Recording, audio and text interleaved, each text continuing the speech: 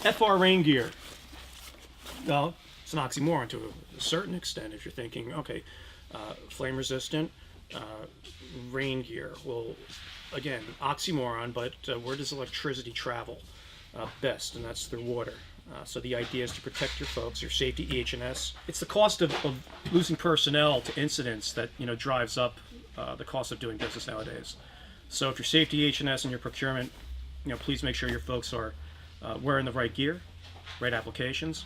And if you're looking for the FR, we have a huge line of garments that can fit just about every application. So stock up.